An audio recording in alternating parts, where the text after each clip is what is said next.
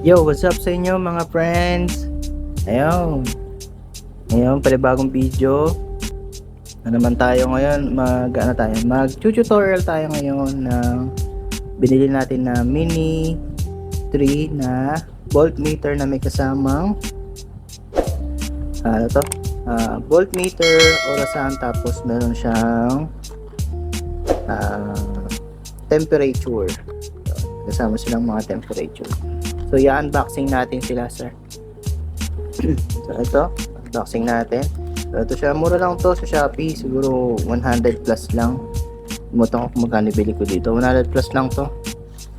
Mas mainam kasi meron kayong ganito sa motor nyo para mas makita nyo kung yung battery nyo ba saka yung mga rectifier nyo is gumagana ba o nagkakarga ba yung baterya mo.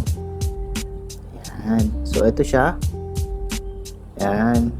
So, BSDDP Mini 3. So, ito siya, may temperature.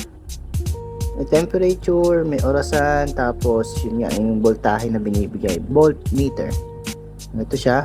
Ito yung pinaka aparato. So, meron siyang kasamang holder. Meron siyang kasamang natin. Ito, holder niya. Tapos may dalawang kasamang tornilyo, tapos dalawang cable tie. Siguro dito yan. So yun. So wait.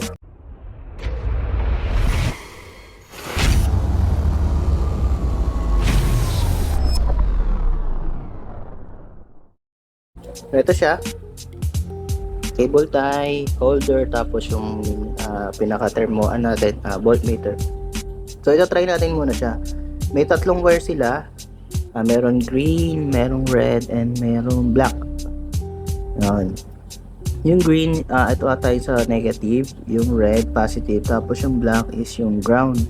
So hindi ko sure kung alin eh. Pero ito try natin dito sa use battery natin. May battery tayo use din eh. So pagdidikitin lang natin siguro itong red saka yung black. Tapos tingnan natin kung gagana. So, itong green, matik na to sa negative na to. So, negative natin ilagay. Kasi pagka Yamaha ata, ang kulay green is, negative na agad sa kanila, ang green.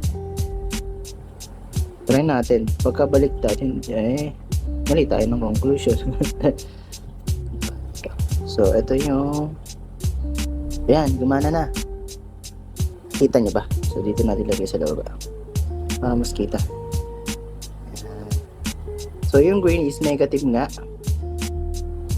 Tapos yung red saka yung black is positive. Tsaka yun, para sa clock siguro yun. So, ito na siya. Yun, nakita nyo ba? Magana. Ito na siya. Gumana na siya. So, yan. Wait lang. Fix lang natin para makita natin lahat. Para makita natin kung function. Yan. So, ayan. Up. Ayan siya. So, ito yung orasan.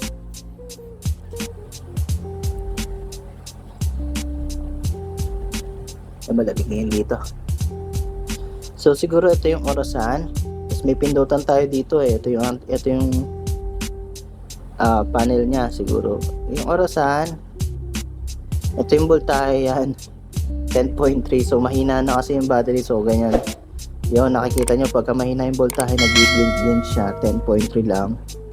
So ito yung degree Fahrenheit, degree Celsius pala. So 28 degrees Celsius tayo dito sa loob ng bahay. So malamig, normal lang init, normal lang din yung lamig. So ito yung orasan. So pag isa-setup natin yan, ilo-long press lang natin. Long press. Yun, may lalabas na 24. Tapos yun, lalabas dyan. So isa pa long press ulit natin. Alam ko may 24, may 12 din.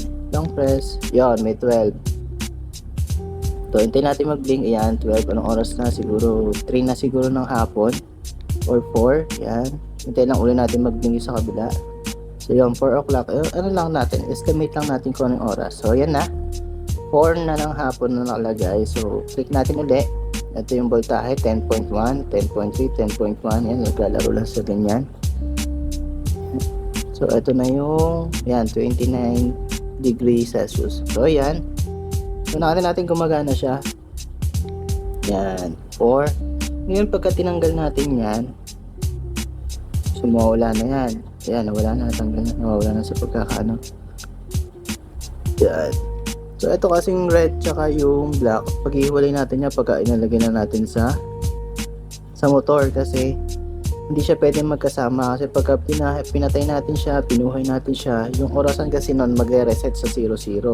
So, kailangan kasi itong black ata na to or red, basta automatic to, yung green is is negative.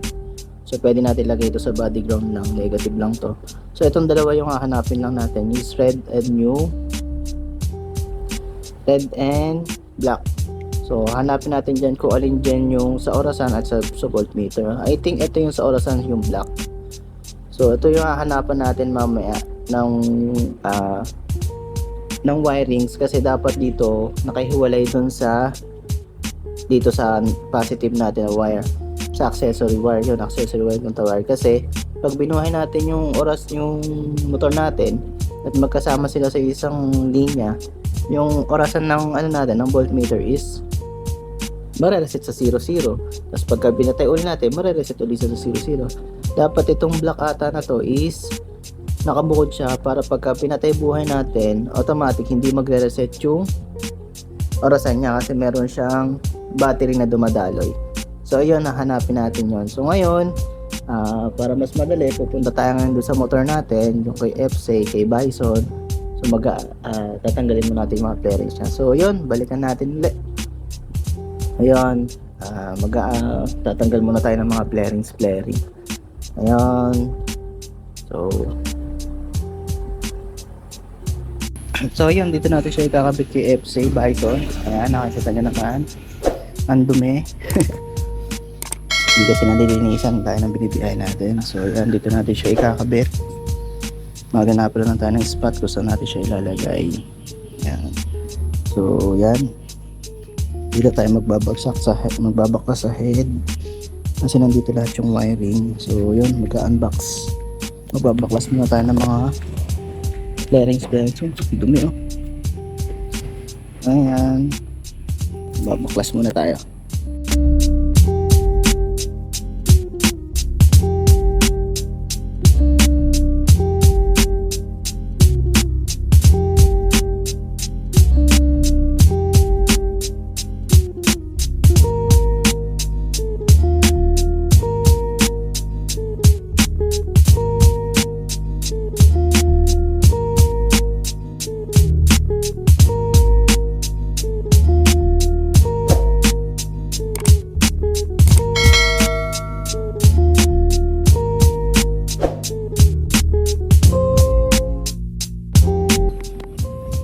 Binaklas natin yung mga flarings, tapos ilagay natin para makita natin yung battery. Yung nahanapan ngayon natin ng wirings yung para dun sa clock, sa orasan natin dun sa voltmeter natin. So kailangan natin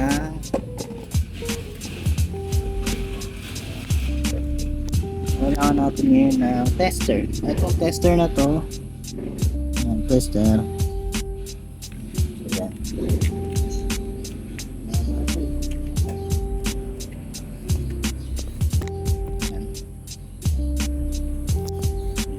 So tester, yan. Etong tester na to, gawa ko lang to. So DIY tester lang naman yan, isang clamp, tapos ilaw, tapos ano lang to, alampe lang. So yun, gumawa lang tayo. So tuturo ko na lang din sa inyo kung paano paggawa nitong tester na to. DIY lang to Ayun. So ngayon hahanapin natin yung wirings para dun sa orasan natin, para kahit nakapatay yung susian natin is hindi magre-reset yung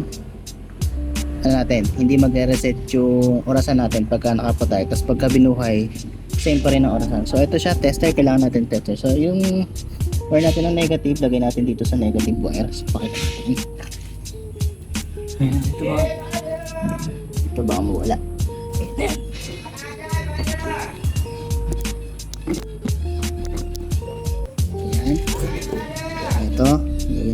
negative. So, try mo natin kung magana. So, yan. May ilaw siya. So, ibig sabihin, gumagana siya. Yan. DIY lang yun, gumagana, di ba? Ngayon, ayun, nahanapin natin yung mga wirings. Ito kasi mga wirings lang to dun sa ano natin Dito tayo sa harapan. Ang kalat ng wirings, diba? Diyan, hanap. Ito ko yung tester. So yung tap natin yung ilaw yung tester. So yan na. Ito nakapatay siya, hindi siya nakabuhay. Wala siyang power. Dahil 0 patay siya, diba? So ito, gumagana siya yung battery niya. Tap lang natin. Dahil ilaw siya, yan. So ngayon, nahanapin natin yung wire na para pagka gumagana pa rin siya. So, hanap lang tayo. Hindi natin pwede. Ito kasi sa headlight to. Ito sa susian. So, dito na kumuha sa susian siguro. Pwede natin ito parehas. Tayo sa kabila. So, wala. Yun. Ito na kagad. So, dito tayo sa pula. So automatic dito natin lalagay yung pula nating wirings. Itong pula. Ito. Yan, ito yung pula. Ito yung sa orasan natin, dito natin itatap. Siguro ito na rin yung sususian. Dun sa isa nating wiring susupot. Dun sa ano natin, so pakita natin. Ito. So ito yung sa ito ata yun. Hindi ko alam kung alin dito. Basta itong green is wire para sa negative. Maghahanap tayo ng pagtatapan nito. Tapos hindi ko alam kung alin sa dalawa nito yung sa orasan. So hanapin lang natin, mag troubleshooting ulit tayo para malaman natin. So ngayon kakabit lang muna natin. Try lang natin muna. So mag trial and error tayo. Ayan. Lapit ko lang, trial and error tayo. Kailangan dito makabuhay na yun.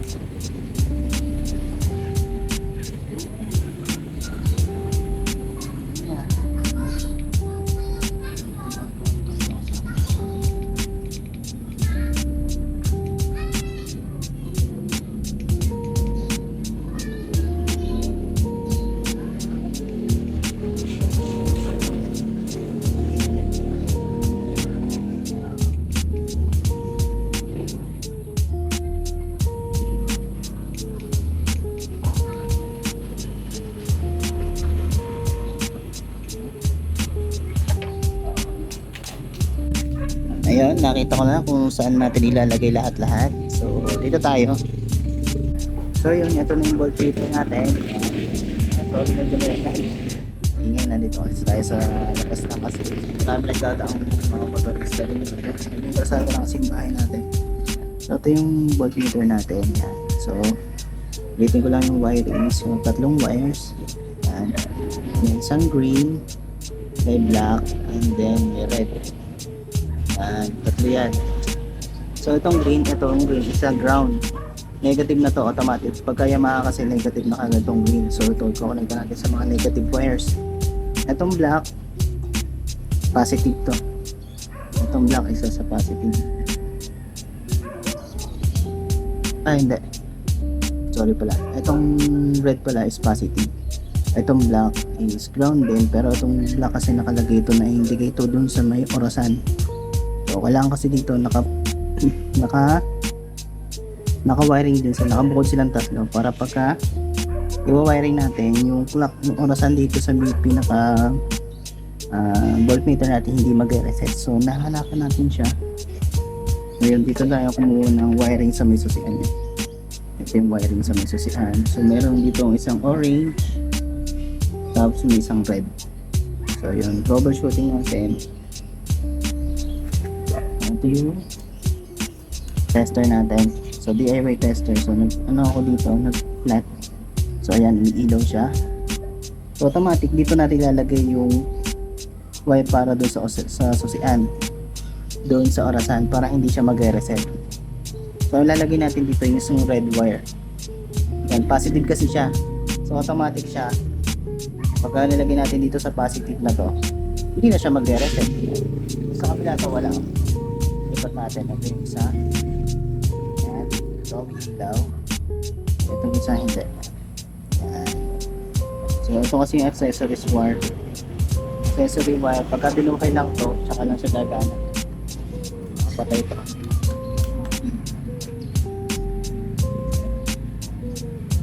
So nakarekta kasi siya.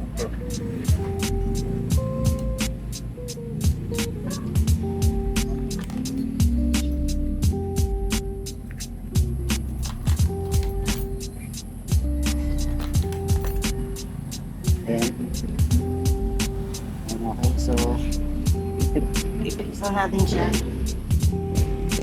Na ito, habaan siguro natin. So habaan ko lang yung pinakabalat niya. Negative wire ng signal light. So negative wire ng signal light ko na ilalagay. So ito yung signal light. So ito yung negative wire mo, black. So dito ko lang ipipix. Isusuot lang naman yan. Ayan. So ipipix lang natin. Diinan mo lang. So itong natin. So itong red, ito yung para doon sa positive wire. So dito natin ginawa sa may susian. So ito yung red. Red din to, red. Yan. Ito, red dito. Yan, red yung wire natin. So dito natin lalagay yung red. So natin.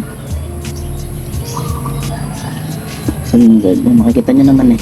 May color coding naman yan. And red. So itong black, so naka-ground ata ito eh. Yan. Doon tayo dun sa accessory wire. Sa kulay orange. Yan.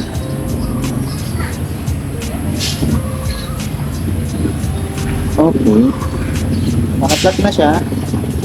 So, hindi pa siya nakasusi. So, hindi natin makikita kung mabubuhay siya. So, ngayon, isususi na natin siya. Susian natin siya. So, makikita nyo yung ilaw yan. Ayan ha. Nalag pa tayo. So ayan, nag 0-0 na siya. Ayan, 0-0 na siya. Ito ba? Ayan. Nag 0-0 na siya. So, ito yung 0-0 oras. Ito yung voltmeter. Voltahe. Tapos ito yung degrees. Ayan, yung temperatura.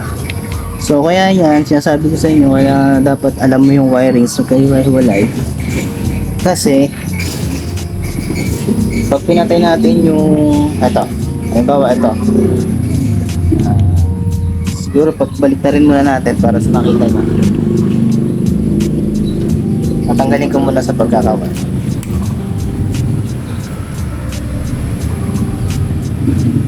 Itong red, nailagay ko dun sa ground. So mabubuhay naman siya.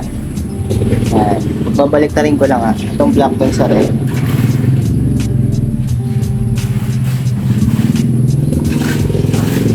Tapos itong red dun sa may black.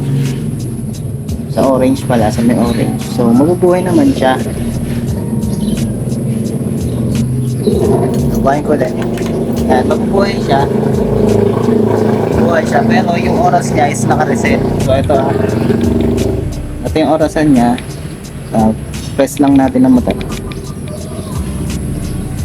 So 24, so 12 tayo, siguro mga alas 4. Let's say alas 4 tayo. Alas 12 tayo. Tapos 1. Pinauli natin mag-blink. 1:01. Okay. So yan ay pinaka-oras natin. Ngayon, pagka pinatay natin yung ignition switch ulit, susian,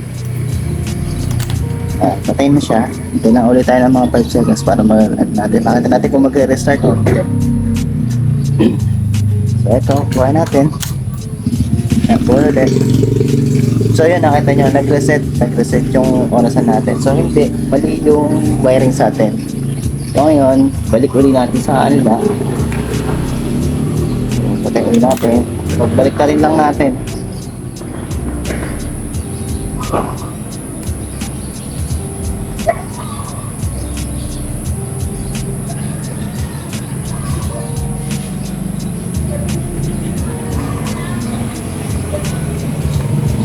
Nanginginig kamay ko, pasmado pa ata.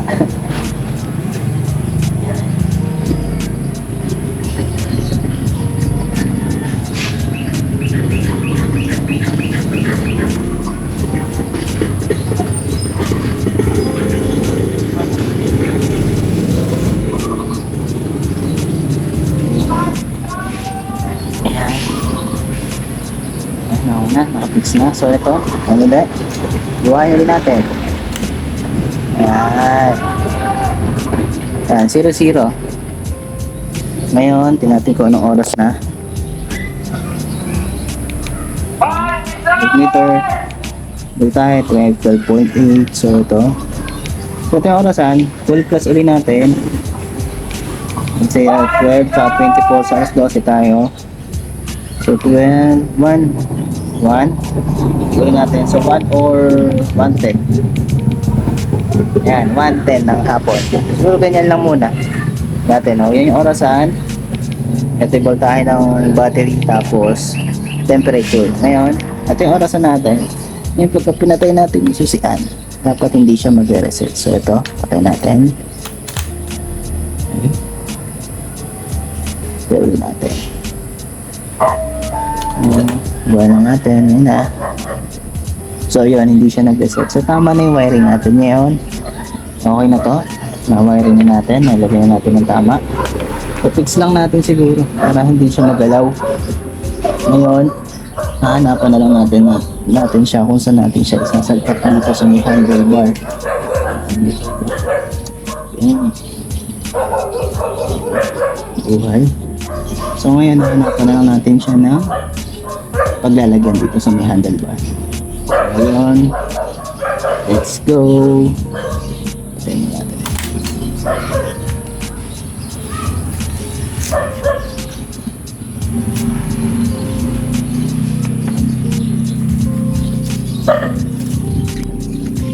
So yun, pipix lang muna natin ulit. Kakapit na natin ulit yung mga pinaklas natin kanina. So pipix natin bago natin ilagay ulit ito sa ano. So lagay lang natin muna ito dito. Para overnight siya. Yan. Ito. So ipipix lang natin. So isang quick lang ito, mabilisan lang. Pakita ko ulit. Okay. So ayan na, nilagay na natin yung ano natin, nailagay na natin, na-fix na natin. So ayan, sa handlebar. So dito natin na siya nilagay, ito na siya. So buhay natin. Ayan. At ilaw para makita. Ayan. So yan, yun yung orasan, voltahe, tsaka yung temperature. Orasan, pag binuhay natin, pinatay natin, hindi siya magre-reset. Ayan. So yun pa rin, 357. So voltahe, pag pinandar natin. Ayan. So ang tips lang din para dun sa pag naka voltmeter ka, pag nakita mo na yung voltahe mo is umaabot na ng 15 point something, yung voltmeter mo ay yun yung nagde-determine kung gumagana pa ba yung battery mo or yung rectifier mo is sira na ba o hindi, kung nagkakarga ba. Pagka lumagpas man naman ng 15 yan, ibig sabihin nun may problema na yung rectifier mo, so kailangan mo na siyang palitan. So yun yung talagang pinaka function ng voltmeter natin. So para makita natin kung nasisira ba yung battery natin, kung nagkakarga ba yung battery natin or hindi. So yun na, nakafix na siya. Alagay na sa FC natin. So yan, medyo madumi lang yung motor. So 12.6 Fahrenheit, tapos ito yung temperature, ito yung oras. So 3:58. Ayan. So okay. So yun, kung bago ka pa lang sa video na to, please subscribe, comment and share naman po. And then pahit na rin po ng notification bell para mas updated kayo sa mga bago nating video ilalabas. So ayun, ako po si Emat Motovlog, nagbibigay sa inyo ng counting tips para lang dyan sa mga motor natin, para makita natin kung nagme-maintenance ba lahat dati, para ma-maintenance natin yung mga motor natin. So ayun, let's kuklose natin to. So tatapusin ko na yung video na to. So ingat lang kayo, drive safe and peace. So cheers.